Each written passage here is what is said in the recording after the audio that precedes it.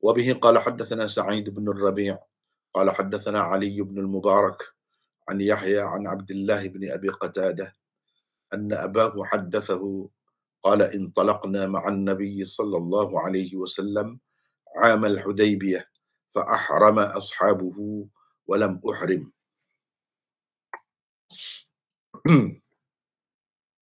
Imam Bukhari dengan sanadnya meriwayatkan daripada Abdullah bin Abi Qatadah bahawa ayahnya, yakni Abu Qatadah, telah menceritakan kepadanya, katanya, kami berangkat bersama Nabi SAW pada tahun Hudaybiyah.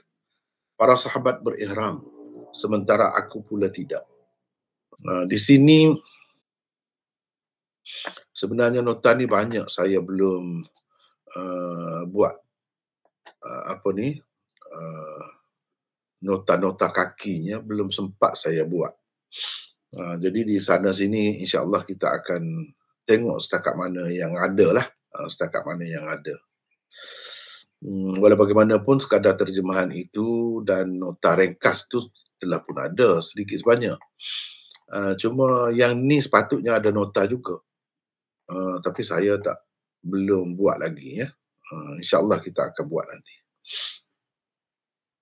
Jadi hadis tadi kita baca dalam Sunan Tirmizi tadi, hadis riwayat Kabsyah.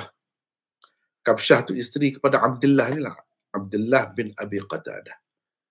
Hadis yang kita baca ni 4149 adalah riwayat daripada Abdullah bin Abi Qatadah bahawa ayahnya, yakni Abu Qatadah, telah menceritakan kepadanya. Jadi ada kaitan juga lah dengan tadi. Kebetulan riwayat yang kita baca dalam Sunan Tirmizi tadi daripada isteri Abdullah bin Abi Qatadah, mertua kepada Kabsyah tadi, Abu Qatadah inilah, iaitu Al-Harith bin Rabi'i, bahawa ayahnya, yakni ayah Abdullah, Abu Qatadah, telah menceritakan kepadanya, katanya, kami berangkat bersama Nabi SAW pada tahun Hudaybiyah. Para sahabat berihram, sementara aku pula tidak. Kenapa dia tidak berihram? Orang lain berihram. Itu persoalannya. Kalau kita tengok ya, di dalam syarah ni, Bukhari Kashful Bari dalam bahasa Urdu, ni agak detail. Tetapi di sini beliau pun tidak membuat banyak nota. Di sini Sa'id bin Ar-Rabi' Al-Amiri, Ali bin Al-Mubarak Basri, meriwayatkan daripada Yahya bin Abi Kathir Al-Yamami At-Ta'i. Dia meriwayatkan daripada Abdullah bin Abi Qatadah bahawa ayahnya menceritakan kepadanya, katanya, di sini notanya Abu Qatadah itu seorang sahabat Ansar daripada kabilah Khazraj. Namanya khilaf ulama, walaupun kita dah berikan Rib'i, namanya itu Al-Harith bin Rib'i, tapi ada masih lagi khilaf tentang namanya. Waqidi dan Al-Kalbi berkata namanya Nu'man. Setengah-setengah ulama mengatakan namanya Ammar, Abu Qatadah. Tetapi yang lebih masyhurnya nama dia Al-Harith dan nama ayahnya Rib'i.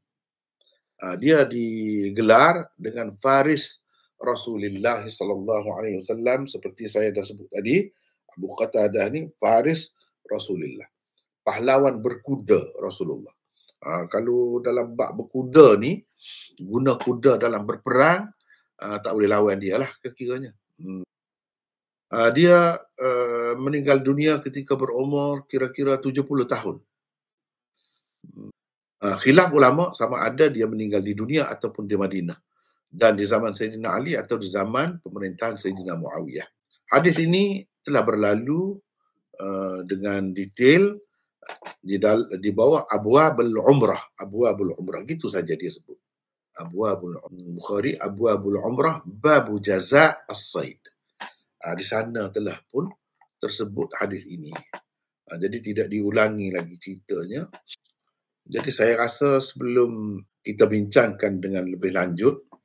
Uh, saya nak bawa sahabat-sahabat kita sekalian, peserta sekalian, kepada satu perbincangan tentang ihram. Ihram terlebih dahulu. Ini dia berkait dengan ihram ni. Abu Qatadah kata sahabat-sahabat Nabi berihram, sementara aku pula tidak. Kenapa dia tidak berihram? Sedangkan orang-orang lain pada peristiwa Hudaibiyah tu, seperti kita sedia maklum, kita telah bincang dah sebelum ni, iaitu semuanya niat ihram nak pergi buat umrah lah di Mekah tu. Jadi kenapa Abu Qatadah ni tidak berihram? Dan orang yang berihram, sebab ini hadis ni ringkas. Hadis ni ringkas ni. Para sahabat berihram, sementara aku pula tidak. Jadi dalam cerita ni sebenarnya, dalam cerita di bawah Abwabul Umrah, ada beberapa hadis yang menceritakan dalam perjalanan itu tiba-tiba ada himar wahsy. Himar wahsy, yakni himar hutan. Sahabat-sahabat yang berihram itu buat tak tahu. Buat tak nampak tunduk. Sebab orang ihram tak boleh nak berburu dan tak boleh membantu orang yang berburu. Yakni perburuan darat. Binatang buruan darat tak boleh diburu, tidak boleh ditangkap oleh orang yang berihram. Jadi mereka semua senyap ya. Tak tengok pun kepada binatang tu, himar wahsy itu, dan tak ada isyarat pun kepada Abu Qatadah. Para sahabat ni biasalah kehidupan dia, makan minum dia ringkas saja, mudah saja. Dalam perjalanan ada binatang buruan, tangkap, buru. Betul, guna itulah sebagai makanannya, sebagai lauk ke ataupun makanannya, memadai dengan itu sajalah. Cumanya dalam masalah sahabat-sahabat ni pakai ihram, mereka tak boleh buat semua tu. Bila tak boleh buat semua tu, ceritanya dalam riwayat yang lebih detail lagi, riwayat yang lebih panjang, ni riwayat yang ringkas. Ini orang panggil riwayat mukhtasarah. Dalam riwayat yang panjang disebut Abu Qatadah pun perasan. Bila dia perasan, dia pun naik kuda dia. Naik kuda terjatuh cemeti dia. Dia minta sahabat-sahabat yang lain tolong hala kepada dia. Dia nak cepat. Sahabat-sahabat tak mahu. Sebab apa? Sebab mereka berihram. Orang yang berihram tidak boleh nak berburu. Jadi perburuan apa yang tidak dibenarkan? Perburuan darat. Kalau perburuan air, laut ataupun air, boleh saja. Orang yang berihram itu boleh saja. Jadi dia pun turun ambil sendiri. Lepas tu dia pun kejar. Kejar tu dapat tangkap. Dan dia sembelih. Bila dia sembelih tu buat pergilah. Dia siap semua. Buat pergi kepada kawan-kawan dia, sahabat-sahabat Nabi yang lain yang berihram itu. Ada sebahagiannya kata, makanlah. Kita tidak membantu dia, kita tidak tolong dia, tidak isyarat kepada dia, boleh makan. Ada yang kata, jangan makan. Kebetulan pada masa tu Nabi tak ada di situ bersama dia. Jadi bila bertemu dengan Nabi kemudiannya, diceritakanlah peristiwa itu kepada Nabi. Nabi SAW kata makan, tak apa, halal. Ini menunjukkan orang yang berihram, binatang buruan darat, memanglah mereka tak boleh berburu sendiri. Tapi kalau orang lain berburu tanpa bantuannya, tanpa sokongannya, tanpa isyarat daripadanya, boleh saja makan. Itu ceritanya. Baik, sekarang ni kita nak tengok. Di sini babu jazaa' as-sayd. Atau kita tengok walam uhrim, kita tengok. Abu Qatadah kata walam uhrim. Sahabat-sahabat lain berihram sementara aku tidak berihram. Kita ambil Umdatul Qari dan Fathul Bari. Ini Fathul Bari. Lami'ud Darari ada ke tak ada? Lami'us Sabih ada. Lami'ud Darari tak ada. Tak apalah, kita ambil dua kitab ini. Ini dalam Umdatul Qari dan Fathul Bari. Di bawah tajuk bab idza sadal halal fa ahda. Bab apabila orang yang halal, maknanya tidak berihram, berburu, lalu dia menghadiahkan kepada orang lain.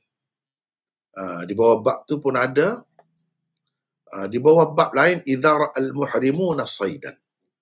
Di bawah bab ni pun ada juga hadis yang sama, iaitu bab apabila orang-orang yang berihram melihat binatang buruan. Tetapi mereka tidak membantu orang lain yang tidak berihram itu untuk menangkapnya. Dia ada beberapa bab. Lepas tu bab la yu'inul muhrim al-halal fi ni. Babun idza ra'al muhrimuna saydan fadhahiku fafatina al-halal. Bab apabila orang-orang yang berihram nampak binatang buruan, mereka tergelak. Orang yang halal tidak berihram faham bahawa ada binatang buruan. Jadi itu di bawah tajuk tu. Lepas tu di bawah bab Ghazwah Hudaybiyah yang kita baca tadilah. Ada juga. Bawah bab Ghazwah Hudaybiyah. Maknanya 3-4 tempat ada ni. Di dalam Sahih Bukhari. Baik. Kalau kita tengok di sini, di dalam riwayat Muslim, ahrama ashabi walam uhrim. Sahabat-sahabatku berihram sementara aku tidak berihram. Kenapa dia tidak berihram? Tidak disebut di sini. Oleh kerana saya belum buat nota lagi dalam bahasa Melayu, jadi kita tengoklah, boleh tengok di sini. Umpamanya dalam Umdatul Qari dia sebut, qala al-Athram, kuntu asma'u ashab al-hadith yata'ajjabuna min hadithi Abi Qatadah wa yaqulun kayfa jaza li Abi Qatadah an yujawiz al-miqat ghaira muhrim. Baca begitu. Jangan baca Muharram. Itu bulan Muharram pula. Jangan baca mahram. Itu mahram yang kahwin, haram berkahwin pula. Jangan baca muharrim. Itu makna yang mengharamkan pula. Kena baca ghaira muhrim. Muhrim. Muharram, mahram, lain maknanya. Dalam keadaan tidak berihram. Itu makna ghaira muhrim. Jadi kata Asram, saya selalu duduk dengar ashabul hadis, ulama-ulama hadis, hairan dengan hadis Abu Qatadah ini. Mereka berkata, bagaimana Abu Qatadah boleh melepasi miqat dalam keadaan tidak berihram? Bagaimana mereka boleh melepasi? Dia ni, Abu Qatadah ni boleh melepasi miqat dalam keadaan tidak berihram. Wala yadruna ma wajhu. Mereka tidak tahu, tidak dapat pastikan apa sebabnya. Kenapa orang lain pakai ihram, dia tu tak pakai ihram. Hatta ra'aituhu mufassaran fi riwayat Iyad ibn Abdullah an Abi Sa'id Al-Khudri. Sehinggalah saya melihat hadis ini mufassar dalam keadaan terperinci, secara terperinci. Ada di dalam riwayat Iyad bin Abdullah daripada Abi Sa'id Al-Khudri. Qultu rawat Tahawi, dia kata Tahawi meriwayatkan hadis Abu Sa'id Al-Khudri itu. Dia berkata haddatsana Ibnu Abi Daud dan seterusnya, sanad ni sampai kepada Abu Sa'id Al-Khudri. Dia kata Nabi sallallahu alaihi wasallam ba'atha Aba Qatadah Al-Ansari ala sadaqah. Begitu. Nabi sallallahu alaihi wasallam menghantar Aba Qatadah Al-Ansari untuk memungut zakat. Jadi itu rupanya sebab dia. Mana ada kerja lain. Dia tu. Sebab itu dia tidak pakai ihram. Tetapi akhirnya dia bertemu di situ. Rasulullah sallallahu alaihi wasallam dan sahabat-sahabatnya wahum muhrimun, dalam keadaan berihram, hatta nazalu Usfan, sehingga mereka berhenti di Usfan. Ini ceritanya. Fa idzahum bihimari wahshin. Tapi berdasarkan riwayat yang lain, Rasulullah tidak ada bersama mereka itu. Mana dalam kumpulan lain lah kekiranya. Kemudiannya bertemu juga. Tiba-tiba ada seekor himar wahshin. Himar wahshin ni bukan himar kampung. Himar yang dipelihara oleh orang kampung tu bukan. Ini himar hutan. Kalau himar kampung tak boleh. Haram dimakan. Haram dimakan. Dalam peristiwa selepas ni, bila selesai semua ni, tak jadi pergi ke Mekah, kerana dihalang oleh orang kafir Quraisy, mereka berangkat pergi ke Khaybar. Setelah menang dalam pengepungan di Khaybar itu, orang Yahudi mengaku kalah. Maka dalam perjalanan itu ada yang masuk buat gulai himar. Himar tu himar kampung. Nabi SAW larang. Nabi SAW suruh terbalikkan periuk tu. Kerana himar itu tak boleh makan. Pada ketika itulah, dalam peristiwa itulah. Tapi kalau berdasarkan dalam riwayat ni himar wahshin. Kalau himar wahshin selepas peristiwa tu pun masih boleh lagi. Himar wahshin ni himar hutan. Keledai juga, tapi keledai hutan. Qala, kata perawi, Abu Qatadah datang. Wa huwa hil. Dia tu halal. Halal tu maksudnya tidak pakai ihram lah. Fanakasu ru'usahum karahata an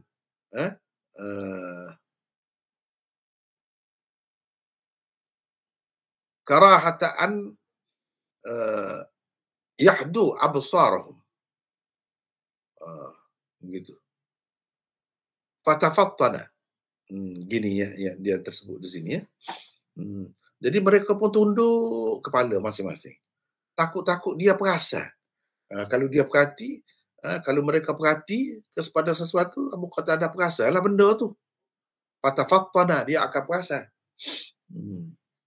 Fara'ahu. Walaupun begitu, walaupun tunduk pun, tak ada isyarat, tak ada apa pun, himar itu kelihatan kepada Abu Qatadah. Dia pun terus naik kuda. Kan kita dah tahu dia ni faris Rasulullah sallallahu alaihi wasallam. Dia ni memang hebat berkuda. Dia pun ambil lembing dia. Fasaqata minhu. Dalam riwayat ni dia sebut lembing. Dalam setengah riwayat tu dia sebut cemeti dia jatuh. Ni jatuh lembing. Faqala nawilunihi. Dia pun kata, tolong ulur kepada aku lembing itu. Faqalu ma nahnu bimu'inik alaihi bi syai'. Kami tak akan membantu engkau apa-apa dalam menangkap binatang buruan itu. Dia pun turun sendirilah maksudnya. Mereka cerita ni turun sendiri, ambil lembing dia dan dia naik semula. Kuda dia, lalu dia kejar. Himar wahshin tadi. Fa'aqarahu. Akhirnya dia dapat menangkapnya dan dia pun sembelih. Faja'alu yashwuna minhu. Jadi mereka pun lepas tu panggang daging dia tu. Panggang daging dia. Maknanya ada yang kata boleh kalau macam tu. Ada yang tak mahu makan. Thumma qalu. Kemudian mereka kata, Rasulullah sallallahu alaihi wasallam masih ada di kalangan kita. Qala wa kana yataqaddamuhum falahiquhu fasa'aluhu. Jadi ada yang pergi dahulu, baru jumpa dengan Nabi. Lepas tu mereka pun tanya. Falam yara bidzalika ba'san. Nabi sallallahu alaihi wasallam berpendapat tidak mengapa. Nabi sallallahu alaihi wasallam kata tak apa, boleh makan.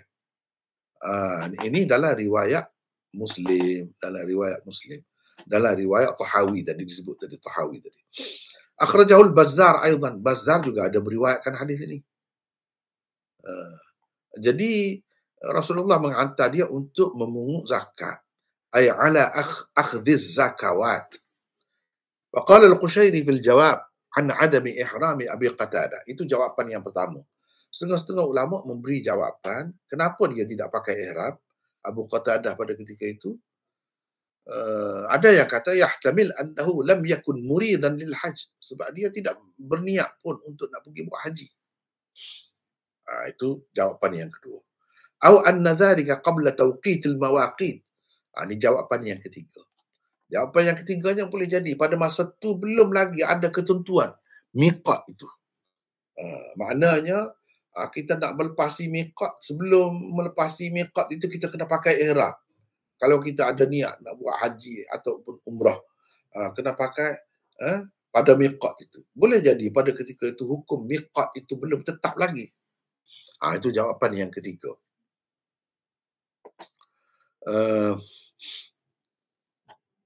Jawapan yang keempat, ini sebagaimana dikatakan oleh Al-Munziri, bahawa orang-orang Madinah menghantarnya kepada Nabi sallallahu alaihi wasallam untuk memberitahu kepada Nabi bahawa ada sebahagian orang Arab berniat bermaksud hendak memerangi Madinah. Jadi sebab itu dia pergi. Jadi asal dia tak pergi bersama.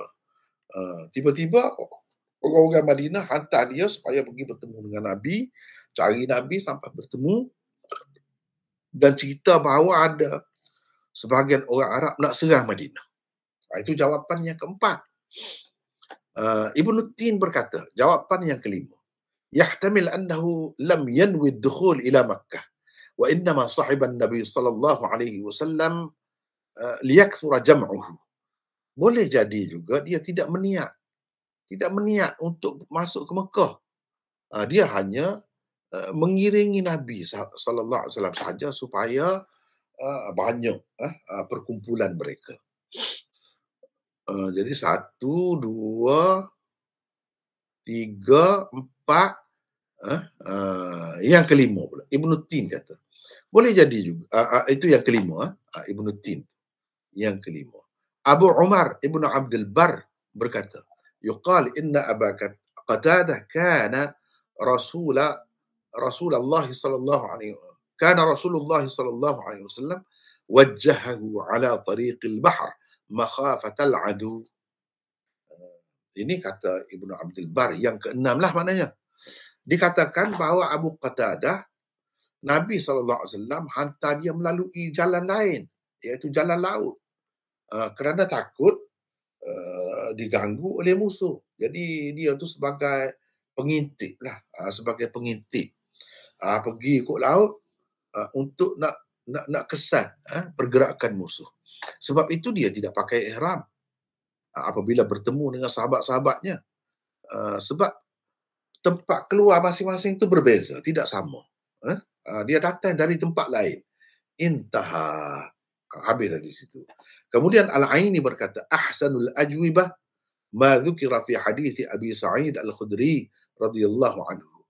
Jawapan yang terbaiknya ialah apa yang tersebut di dalam hadis Abu Sa'id Al-Khudri tadi, sebab hadis itu sahih. Nak banding dengan yang lain-lain itu boleh jadi andaian sahaja. Jadi yang sebenarnya dia ada tugas lain lah. Jadi dengan sebab itu dia baru bertemu di situ dengan sahabat Nabi SAW. Kira-kiranya mungkin selepas itu dia akan pakai juga. Ataupun dia tidak pakai terus. Kerana untuk memudahkan kumpulan itu, kerana ada di antara mereka yang tidak berihram. Bila tidak berihram, ada kemudahan lah. Apa yang tidak dapat dilakukan oleh orang yang berihram, dapat dilakukan oleh sahabat yang tidak berihram. Walaupun tak ramai, hanya seorang dia saja yang maklum di sini. Nampak ke tidak begitu? Itu ceritanya. Jadi di sini maknanya hadis ini hadis mukhtasar, hadis yang ringkas. Jadi cerita di sebalik ni ialah seperti yang kita dapati di dalam yang kita dapati di dalam Umdatul Qari tadi, yang mana dia memetiknya sebahagiannya daripada Muslim, sebahagiannya daripada Tahawi dan juga Al-Bazzar, tentang kenapakah Abu Qatadah ni tidak pakai ihram. Dan hukum orang yang nak pergi buat haji ataupun umrah, apabila sampai di miqatnya, dia perlu memakai ihram itu memang ada di dalam Al-Quran. Baik, sekarang ni kita nak tengok, supaya kita tengok sesuatu peristiwa tu kita tengok dari semua sudut. Tengok dalam Quran, tengok dalam hadis, apa semua tu, yang mana boleh, yang mana tak boleh. Jadi asasnya tentu sekali, yang pertamanya dalam Quran lah yang kita kena tengok. Baik, sekarang ni kita nak tengok, kita tengok di sinilah, senang. Kita tengok dalam Syamilah, kita tengok dalam Syamilah ni senang. Ni cuba kita tengok. Jadi kalau cerita orang yang berihram ni tak boleh nak bunuh binatang buruan, nak kejar binatang buruan, nak tangkap, apa semua tak boleh itu, mana asasnya?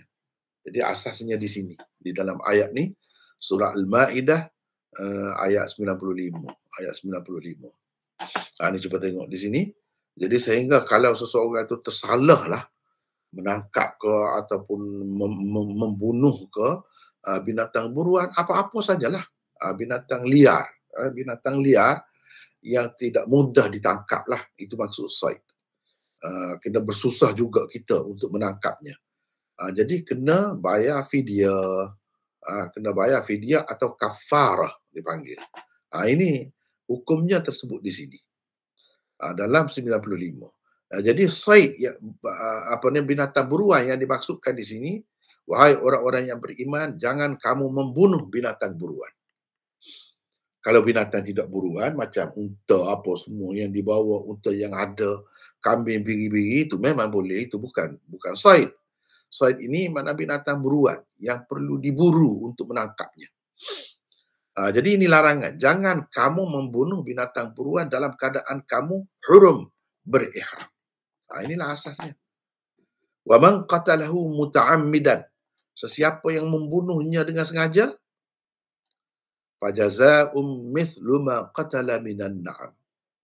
Jadi dia kena bayar dam. Orang kita panggil bayar dam. Dia kena mengorbankan binatang ternakan yang sesuai lah, seimbang dengan binatang buruan yang dibunuhnya itu. Jadi sebanyak mana, binatang apa, sebagai nak bayar dam itu, dia tu. Kita nak tahu macam mana, siapa yang menentukan. Yahkumu bihi dhawa adlim minkum. Itu dapat diputuskan oleh dua orang yang adil di antara kamu. Dia dapat kata, ini kalau jenayah atau kesalahan kamu buat ini memadai dengan kambing saja, sembelih tak perlu unta, misalnya. Dia kata, jadi padan dengan kambing atau biri-biri sajalah. Hadiyam balighal Ka'bah. Jadi sebagai binatang kurban yang akan sampai dekat Kaabah. Au kafaratun, ataupun dalam bentuk kafarah, memberi makan kepada orang-orang miskin. Au adlu dzalika siyama, ataupun berpuasa yang seimbang, yang sesuai dengan itu, iaitu sebanyak 10 hari. Liyadzuqa wabala amrih, supaya dia merasai akibat perbuatannya. Afallahu amma salaf, Allah memaafkan apa yang telah berlaku daripada mereka. Wa man 'ada fayantaqimullahu min. Ini termasuk dalam syiar Allah yang tidak boleh dicerobohi. Sesiapa selepas dia tahu ini, dia buat juga, maka dia mendapat kemurkaan Allah. Jadi salah besar berburu ketika dalam ihram. Wallahu azizun dzul intiqam. Dan Allah SWT Maha Perkasa dan Maha Membalas. Dia akan murkalah. Itu ayat 95. Ini asasnya. Tak boleh semasa ihram itu tak boleh bunuh binatang buruan. Sebab itu sahabat-sahabat yang ramai-ramai itu tidak membantu. Kalau membantu, dia tak boleh makan. Kalau dia holor tadi, lembing yang jatuh tadi, holor, lalu Abu Qatadah tu pergi tangkap, yang mengholor itu dia tak boleh makan. Haram dia makan. Tapi kalau dia macam sahabat-sahabat ni tidak membantu, boleh saja makan. Lepas tu baru ni, uhilla lakum saydul bahri wa ta'amuhu mata'an lakum walis sayyarah. Berburu binatang laut pula dihalalkan untuk kamu. Yakni semasa kamu berihram itu. Semasa kamu berihram itu, walaupun kamu pakai ihram, kalau kamu nak mengair, kamu nak menjala misalnya dalam kolam di tengah jalan tu boleh. Itu tidak kena bayar dam. Tidak kena bayar apa-apa kafarah, apa-apa jazak, tak kena. Jadi binatang buruan laut, saydul bahri boleh, wa ta'amuhu makanan laut. Yang tidak buruan lah, mudahlah kita nak kutip, kita nak pungut, nak ambil itu mudah. Dia tidak liar macam ikan, macam sotong liar, susah kena buru. Jadi ini ta'amuhu ni kalau kita kata macam apa? Tiram dan sebagainya. Duduk senyap situ. Tak perlu kita buru, kutip sajalah. Ataupun remis dan sebagainya. Lala dan sebagainya. Itu mata'an lakum walis sayyarah. Ini tak apa. Kalau binatang buruan laut, tak apa. Ataupun makanan hidupan laut yang tidak perlu diburu, tak apa kita mengambilnya. Walaupun dalam keadaan ihram. Wa hurrima alaikum saydul barri ma dumtum huruma. Dan diharamkan kepada kamu, dalam ayat 96 ni pun masih lagi diulangi apa yang dilarang pada ayat 95 sebelum itu. Diharamkan kepada kamu perburuan darat selagi kamu dalam ihram. Selagi kamu dalam ihram, tidak bertahallul, tidak buka ihram, kamu haram. Buruan darat. Mana buruan laut tak apa. Wattaqullah alladhi ilaihi tuhsyarun. Jadi ayat tentang orang yang berihram itu tidak boleh berburu binatang berburuan darat, di sinilah letaknya, iaitu pada ayat 95 dan 96 surah Al-Maidah. Perburuan laut pula, laut ni maksudnya kolam, air tawar pun, sungai pun termasuk dalam laut. Semua boleh. Boleh kita nak menjala, nak mengair dan sebagainya, boleh. Jadi setengah-setengah ulama dia sebutkan yang ni makna dalam keadaan ihram dan juga tidak ihram boleh binatang laut tu. Daripada sinilah hukum binatang buruan laut dan selain daripada itu boleh dimakan tu halal tu, daripada sinilah ulama faham. Nampak ke tidak ni? Dengar ke tidak ni semua ni?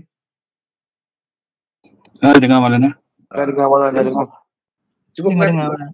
Sekarang ni kebetulan kita berjumpa hadis itu, apalah kita panjang sikit situ. Sebab kebetulan berjumpa di situ. Jadi nak tahu hukum ihram ni, hukum ihram.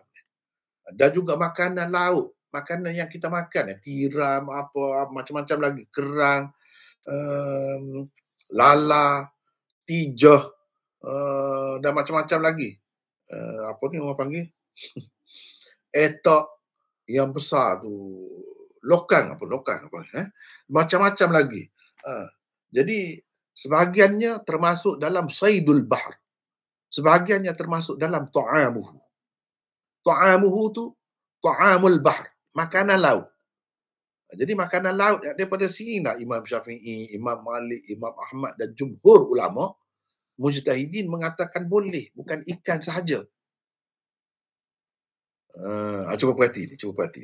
Tapi Imam Abu Hanifah kata yang bolehnya ialah ikan sahaja. Jadi apa ni? Yang boleh ialah ikan sahaja sebab dia mengapa? Dia tidak tengok hadis ini saja. Dia tidak tengok ayat ini saja, dia tengok hadis juga. Uhillat lana maitatan wa daman. Dihalalkan kepada kita dua jenis bangkai dan dua jenis darah. Jadi dua jenis bangkai itu apa? Al-jarad, as-samak wal-jarad. Ikan dan juga belalang. Jadi itu yang dihalalkan. Jadi yang di sini ni, kata dia maksudnya berkait dengan orang yang pakai ihram ni. Orang yang pakai ihram ni nak ceritanya perburuan laut boleh, perburuan darat tak boleh. Jadi saydul bahri, perburuan laut ni apa? Eh, iaitu ikan sahaja kata dia. Dan itulah yang dimaksudkan dengan ta'am. Makanan laut itu yang dihalalkan. Kalau kepada bukan orang yang berihram, kepada orang yang berihram pun yang bolehnya perburuan laut dan makanan laut. Sebab itu sahaja yang dihalalkan berdasarkan hadis. Jadi mereka pakai ayat ini dan hadis. Dan ayat ini mereka lebih khususkan dengan orang yang berihram. Bukan nak cerita dalam keadaan biasa. Sedangkan jumhur ulama pakai ayat ini untuk biasa pun. Orang yang tidak berihram pun begitu. Jadi saydul bahri ialah binatang buruan laut yang kita kena bersusah payah untuk menangkapnya. Itulah orang panggil binatang buruan. Seperti ikan, sotong dan lain-lain. Susah kita nak dapat tu. Kita kena buru. Ta'amuhu ni kira makanan laut. Ini menunjukkan selain daripada ikan boleh. Ta'amuhu tu makna makanan laut. Sama ada orang yang sedang berihram ke atau tidak berihram ke boleh. Dihalalkan. Wa ta'amu makanan laut ni maknanya yang tidak perlu kita buru. Seperti tiram misalnya. Macam batu saja nampaknya. Kepada orang yang tidak tahu, dia anggap batu. Padahal di dalam di celah-celah batu tu ada hidupan. Yang kita panggil makanan laut, seafood. Jadi jumhur ulama berpendapat berdasarkan ta'amuhu ni selain daripada ikan boleh juga. Jadi apa maksud hadis tu pula? Jadi hadis itu nak cerita bagi mereka lah yang paling banyak dan paling popular di kalangan buruan laut itu ikan lah. Ikan. Yang lain-lain itu tidak semuanya orang berselera untuk makan. Dan itu yang lebih banyaknya, yang lebih utamanya di dalam laut atau dalam sungai ni. Makanan utamanya ialah ikan. Jadi hadis itu sekadar sebut itu saja. Sebab Al-Quran ini lebih umum. Kemudian kita tengok kepada hadis yang lain pula. Apabila sahabat tanya tentang air laut tu, wat-tahuru ma'uhu al-hillu maitatuhu. Air laut itu airnya menyucikan. Mana kita boleh buat bersuci, mengangkat hadas boleh. Al-hillu maitatuhu, bangkainya halal. Bangkainya halal. Maksudnya nak ceritanya, kalau dia mati begitu saja tanpa kita sembelih, sama ada ikan ke ataupun lain-lain, halal kita makan. Jadi berdasarkan hadis itu, maitah tu bukan ikan saja yang mati dalam laut. Banyak lagi benda-benda lain yang matinya. Jadi dah dalam hadis tu kata al-hillu maitatuhu, bangkainya halal, maka itu menunjukkan boleh makan juga. Sebab itulah jumhur ulama mengatakan boleh makan. Makanan-makanan laut yang lain itu. Itu yang lebih kuatnya berdasarkan Al-Quran dan As-Sunnah. Tetapi orang yang sudah berijtihad sampai kepada maqam ijtihad seperti Imam Abu Hanifah tu, bila dia berdasarkan ijtihad dia nampak begitu, maka dia kena ikutlah, wajib atas dia pakai apa yang dia faham tu. Tetapi tidaklah wajib orang lain mengikutnya. Tidak wajib. Nak ikut dia, ikutlah. Kalau tak mau ikut pun tak jadi masalah, tidak berdosa. Tapi kepada dia sendiri, mujtahid, dia mesti pakai ijtihad dia. Dia tak boleh ikut orang lain. Untuk umum ni, tengoklah. Kebetulan tempat kita ni, sekeliling negara kita ni, laut. Jadi banyak benarlah kita ni terlibat dengan lautnya. Dengan makanan-makanan laut. Kalau kita pakai mazhab tu, jadi menyusahkan banyak tu. Sedangkan orang duduk berniaga sampai kaya raya. Jadi jutawan. Kerana buka restoran seafood. Jadi kalau main ikan saja, terhad sangatlah. Terhad sangat. Dengan sebab itu, macam di Turki. Turki dia Hanafi juga. Tapi Turki pun hampir sekeliling dia juga laut. Sebenarnya menyusahkan juga. Cumanya ialah Allah SWT buat kambing, berbiri, lembu, kerbau dan sebagainya ni banyak. Dia cepat membiak untuk rezeki kepada manusia. Dan negara dia luas, jadi boleh dapat banyak benda tu. Walau bagaimanapun, bagi saya lah, satu kerugian juga kepada negara-negara yang seperti itu. Kecuali negara yang duduk di tengah-tengah benua tu, di mana tidak ada laut, jauh daripada laut. Apalagi dalam masalah ni, kalau nak kira yang lebih ramai ulamanya menerima selain daripada ikan juga boleh. Berdasarkan ayat tadi lah. Jadi kalau kita yang belajar hadis ni, memang penting kita kena tahu benda ni. Bila dalam sesuatu perkara tu, mula-mula sekali kita kena tahu dalam Quran. Kalau kata orang yang berihram tu tidak boleh berburu, mana ayatnya dalam Quran? Dan binatang perburuan yang diharamkan itu, kita berburu tu, perburuan mana? Binatang buruan mana? Buruan laut ke atau buruan darat? Jawabnya buruan darat, bukan buruan laut. Kemudian, itu berkenaan dengan orang yang berihram. Orang yang tidak berihram juga, kalau bahan-bahan daripada laut ni, apa yang boleh dimakan, apa yang tidak boleh dimakan. Berdasarkan ayat ini, وَحِلَّ لَكُمْ صَيْدُ الْبَحْرِ وَطَعَامُهُ مَتَاعًا لَكُمْ, maka semua binatang-binatang laut, semua binatang-binatang laut boleh kita makan. Walaupun ini ada khilaf lah di situ. Walaupun rupanya macam binatang yang haram, binatang darat yang haram. Kalau di laut, namanya babi laut, namanya anjing laut, boleh semua. Semua boleh makan. Tak kira. Nama saja rupa dia tak serupa pun boleh. Kalau katakan andaikan serupa pun boleh. Jadi atas dasar ni lah ulama-ulama kata, andai kata ada sungguh ikan duyung, boleh makan ke tidak? Boleh lah. Ya, mengikut pendapat yang kata boleh lah. Tapi pendapat yang kata tak boleh, kalau serupa dengan binatang buruan darat yang haram dimakan, maka tak boleh. Itu satu pendapat juga. Dia ada khilaf lah di situ. Dia ada khilaf di situ. Jadi kalau kita pakai pendapat tu pun masih banyak lagi sebenarnya yang dapat dimakan. Inilah puncanya. Ayatnya di dalam Quran. Dalam hadis tadi dia kata mereka berihram. Mereka berihram. Aku tidak berihram. Jadi yang diburu ialah binatang buruan darat. Mereka bukan berada di kolam. Kalau di kolam nak tangkap misalnya kita kata apa-apalah, udang ke apa ke boleh saja. Tapi kalau dalam mazhab Hanafi, udang semua, ketam semua ni tak boleh. Sebab apa?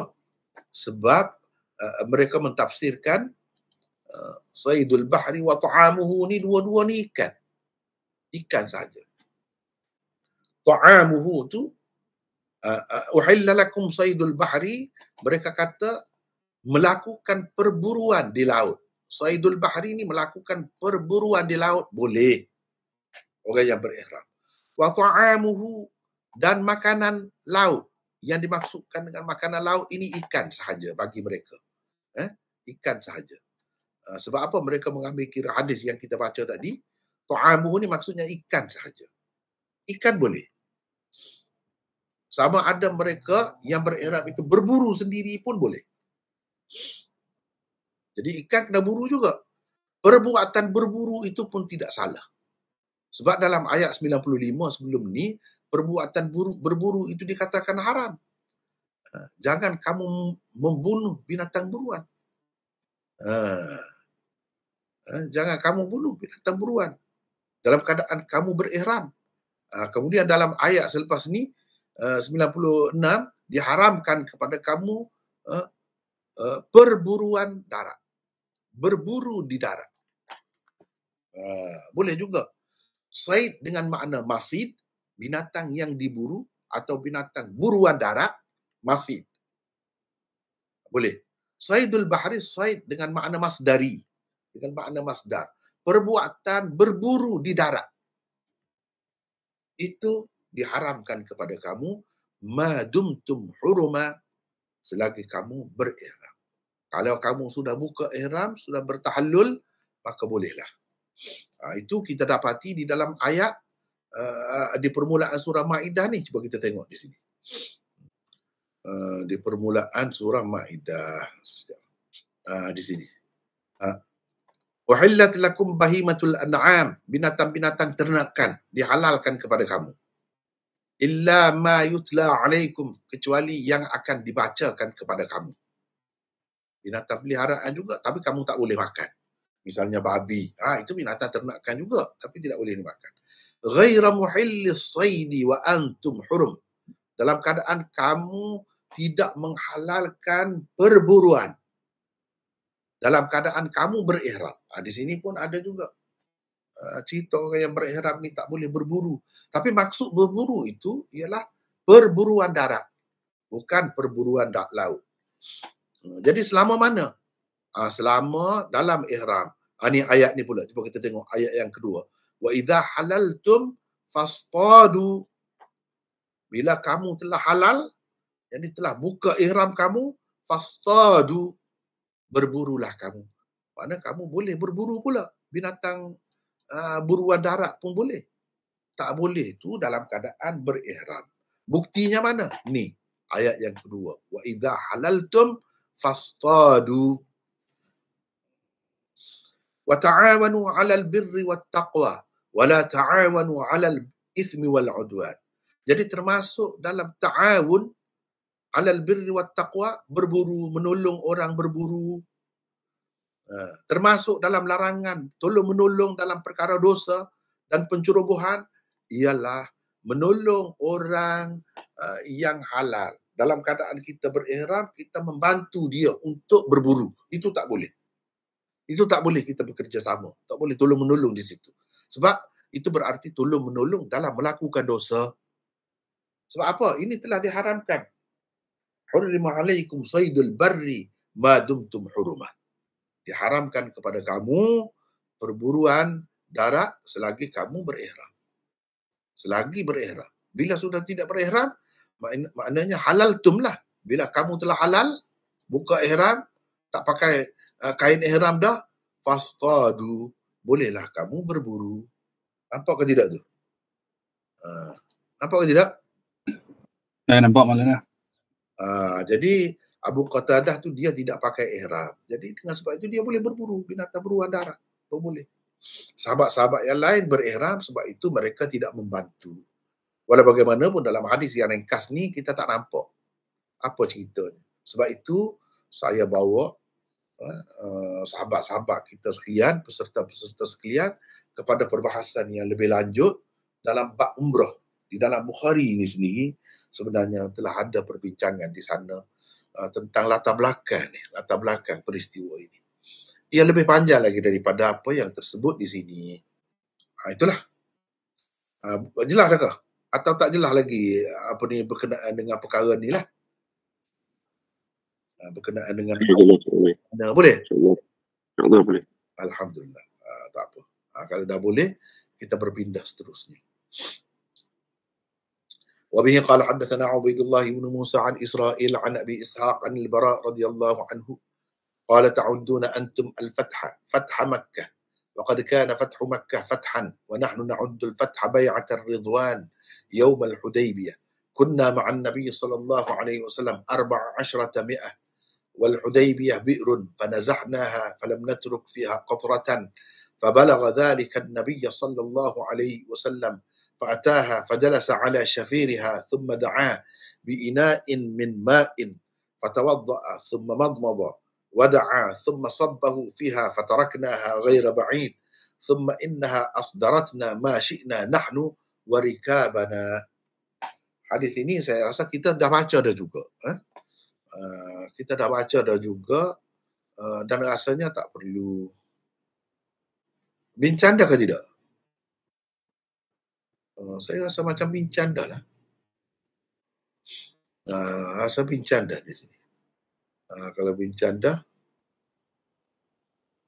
kalau bincang dah kenapa ya tak nak bincang lagi ya? Bincang dah ke tidak? Dia dulu mana? Dah bincang dah? Dia dulu. Tapi Ah. rasa dah lama dah tinggal kot. Itulah.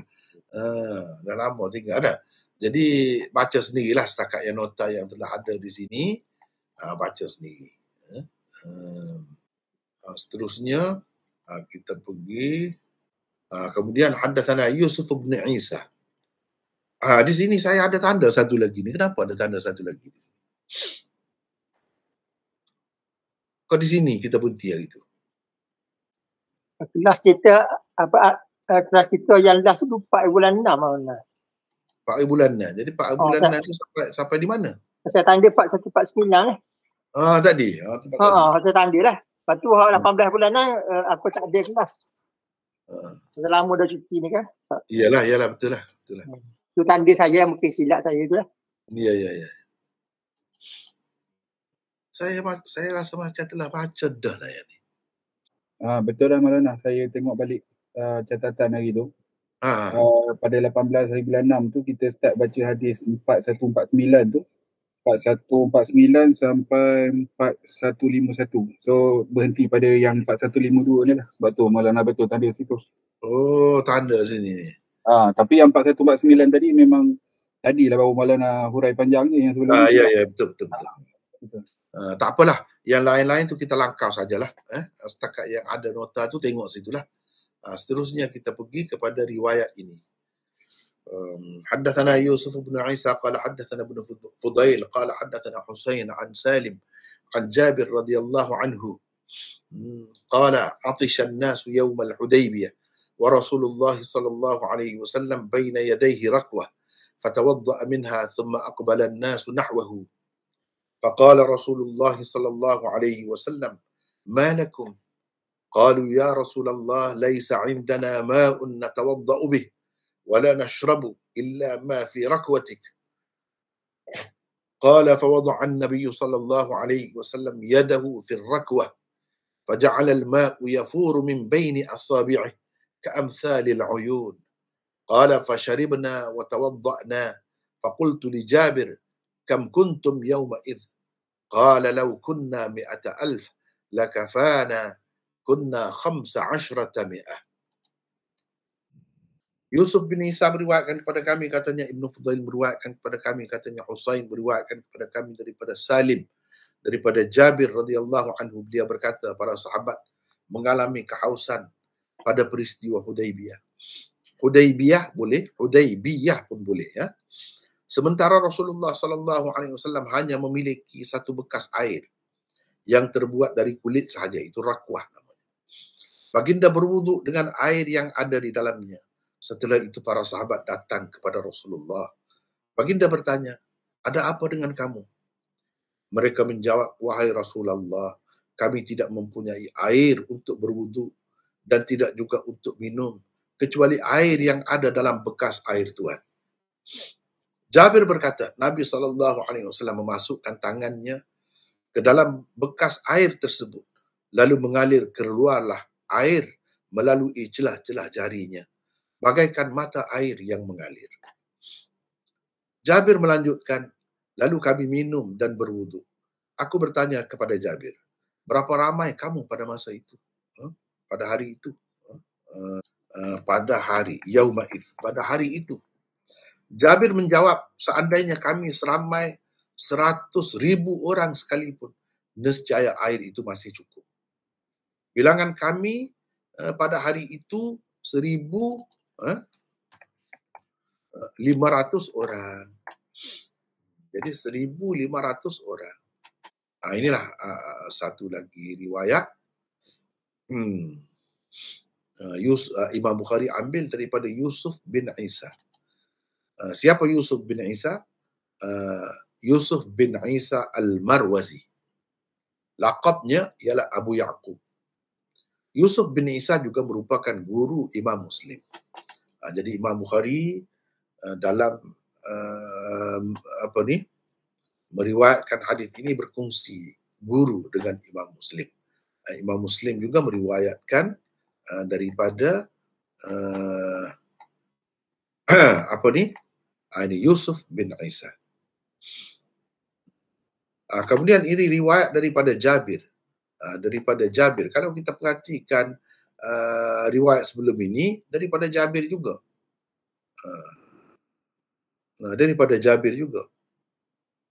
Tetapi di sini disebut 1,500 orang juga. Ini Yusuf bin Isa. Ni yang sebelum ni. Sekejap ya.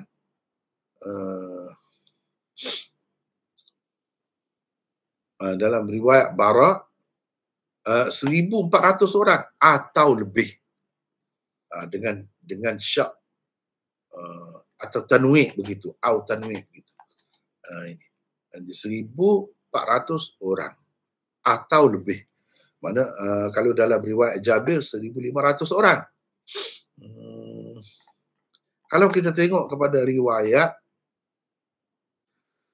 sebelum ni, riwayat sebelum ni 1,400 orang tanpa ada au aksar itu, tanpa ada atau lebih itu. Ini juga riwayat Al-Bara bin Azib. Al-Bara bin Azib. Jadi di sini ada 1,400 orang juga. 1,400 orang juga. Begitulah. Berbeza-beza riwayat ini. Kalau kita tengok dalam riwayat akan datang, kita akan bertemu lagi. Iaitu 1,300 orang sahaja. Jadi apa maksud? Kenapa berbeza-beza riwayat ini? Macam-macamlah pendapat ulama. Ada ulama yang memilih jalan tarjih. Ada ulama yang cuba menjamakkan hadis-hadis itu. Dengan mengatakan hadis yang menyebutkan 1,300 orang itu mengambil kira yang keluar daripada Madinah bersama Nabi SAW. Mana 1,300 orang. Lepas tu dalam perjalanan itu ada yang baru datang, baru masuk pula. Itulah sebabnya jadi 1,400 orang dan sehingga 1,500 orang. Begitu. Jadi ada yang memilih jalan tarjih dalam menentukan bilangan sahabat yang ikut serta bersama Nabi dalam peristiwa ini. Ada yang memilih jalan jamak.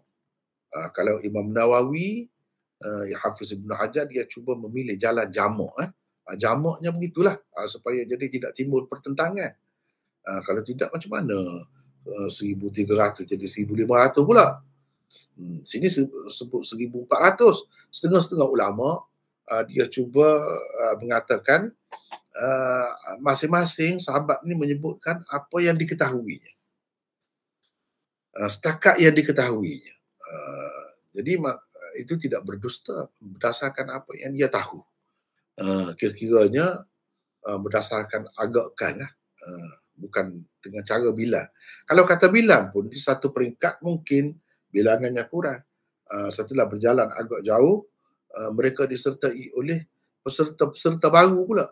Dengan sebab itulah jadi sampai 1,500 orang. Jadi Jabir kata kalau kami pada hari itu 100,000 dapatkan kami itu hari itu 1,500 orang.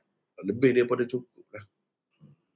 Cuma dalam riwayat ini disebut air yang ada tu hanya dalam bekas Nabi saja, bekas air Nabi saja. Sedangkan dalam riwayat sebelum itu Nabi SAW pergi berdoa di tepi kolam yang ada di tepi wadi itu. Pergi berdoa. Lepas tu Nabi macam meniupinya lalu berdoa, kemudian bersabda, biarkanlah sejenak. Jadi apa cerita ni? Lain-lain pula nampak ni. Jadi ulama-ulama yang cuba menjamakkan semua hadis-hadis ni, mereka kata oleh kerana Nabi SAW berada di situ bukan sehari, lama juga, banyak hari juga. Jadi beberapa peristiwa berlaku. Ada kalanya dalam keadaan begini, ada kalanya dalam keadaan begini, begitu. Bukan makna sekali penuh tu lepas tu penuh sampai bila-bila. Tidak. Dia berkurang pula. Begitu. Dan ada suatu ketika tu, setengah-setengah ulama kata ni pada ketika nak sembahyang asar. Pada ketika nak sembahyang asar, pada ketika itu Nabi berwuduk tu, yang ada dalam bekas air dia sahaja pada ketika itu. Jadi ini peristiwa lain pula, tapi dalam peristiwa di Hudaibiyah juga. Maknanya peristiwa Hudaibiyah tu walaupun sahabat Nabi dengan Nabi SAW gagal untuk menyempurnakan niat mereka masing-masing untuk pergi buat umrah di Mekah, banyaklah pula di celah-celah tu hikmatnya. Banyaklah pula rahmat dan keberkatan yang nyata dalam peristiwa itu. Termasuklah perjanjian Hudaibiyah, perjanjian damai antara Nabi dengan orang-orang kafir Quraisy Mekah, dan selepas itu Nabi SAW dapat menakluki Khaybar dengan mudah saja dengan Nabi bawa sahabat-sahabat ini juga. Tidak mahu Nabi sahabat-sahabat yang lain yang tidak ikut bersama dalam peristiwa ni ikut untuk pergi ke Khaybar. Itu sebab kena baca balik. Saya rasa kita dah baca dah tu nota-nota ni. Jadi baca baliklah nota-nota yang telah ada tu, apa ceritanya. Kemudian turun surah Al-Fath, Inna fatahna laka fathan mubina. Dalam peristiwa itu juga banyaklah hikmatnya.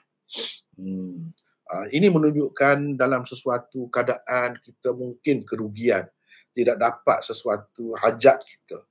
Tetapi ingatlah, kalau kita ada niat yang baik, Allah SWT akan memberikan benda lain pula sebagai habuan dan kurniaan untuk kita.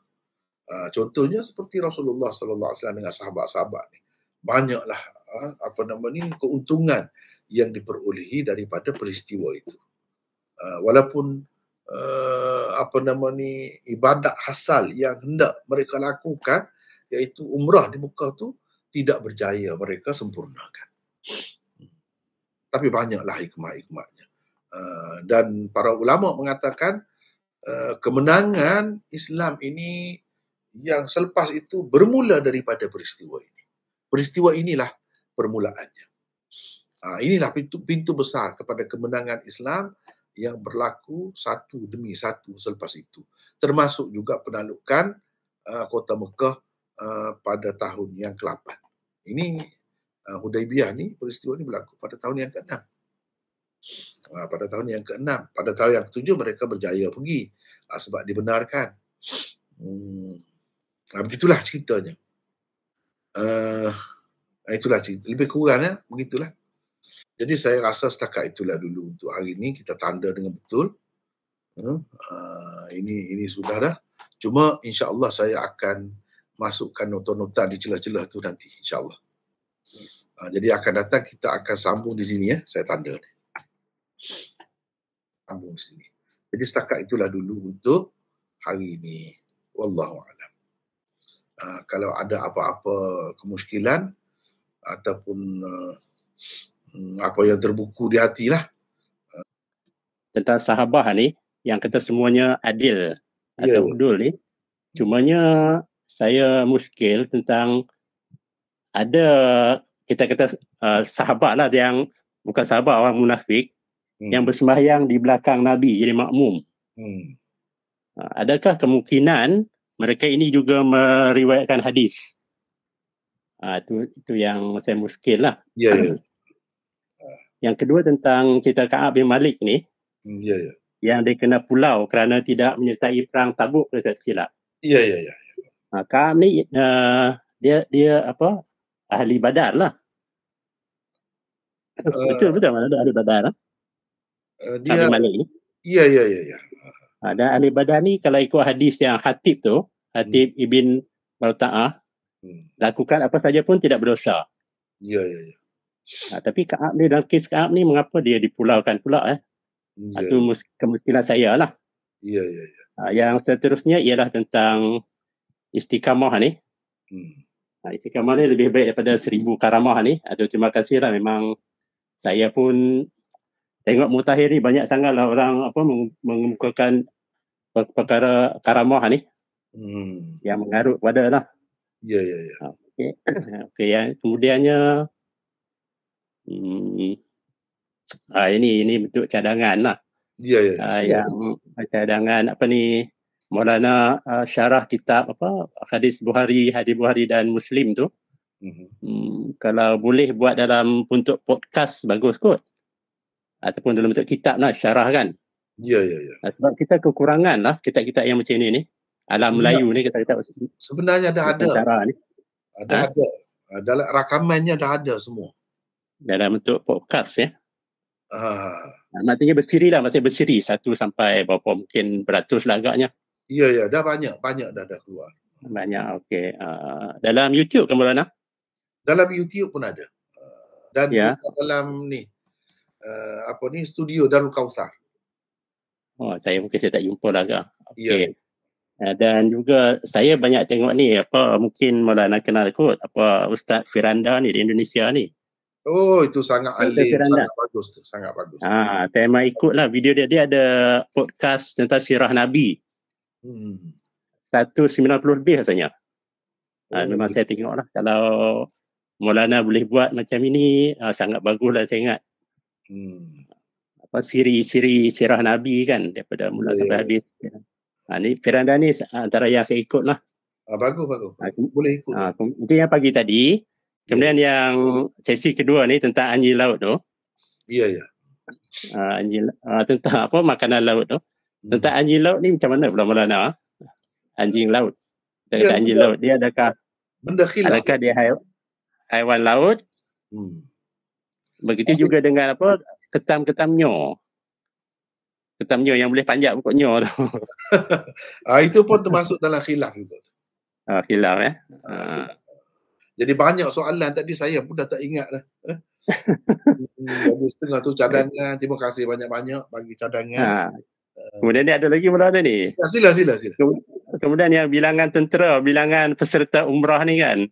Ya. Ini pun saya pun ada macam muskil jugalah. Macam mana cara mereka menghitung ya yang banyak ni. Dan adakah boleh orang kata boleh dipercayai lah cara mereka menghitung ni. Bilangan tentera, bilangan peserta umrah, bilangan binatang dan sebagainya ni. Bilangan binatang di mana tu? Contohnya macam tentera perang Badar, perang Uhud kan. Ya. Macam mana cara mereka menghitung? Ada tak mungkin hadis ulama yang menghuraikan ni kaedah mereka menghitung? Ada. Kita pun sebenarnya Kitabul Maghazi ni dah banyak dah lepas dah. Jadi Kitabul Maghazi ni ini juzuk yang kedua ni. Juzuk yang kedua ni pun dah 400 muka surat lebih dah. Ini Kitabul Maghazi ni juzuk kedua cetakan Pakistan. Kalau juzuk yang pertama tu dah 1000 lebih dah. Jadi banyak sangat ada perbincangan kita buat syarah ni. Jadi di sana sini ada banyak lah. Antaranya dalam peristiwa Badar lalu kita dah bincang dah cara dia tu. Cara kira tu.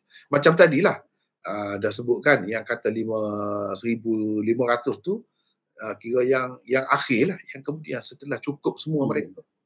1,400 tu sebelum itu. Itu cara jamak dipanggil. Muskil Timur ni begini Maulana, sebabnya begini. Ya. Tentera dalam perang Badar itu, tentera Islam 300 lebih. 300 lebih. Ya. Dan binatang tunggangan tu kalau unta 70, kuda seekor kedua saja. Dan setiap binatang tunggangan itu ditunggang oleh 3 orang secara bergilir-gilir. Kalau kita kira balik 70 kali 3, 200 lebih saja. Sedangkan tentera Islam ialah 300 lebih kan. Jadi 100 lebih itu tidak ada kenderaan, kena berjalan kaki. Itu kemuskilan saya lah.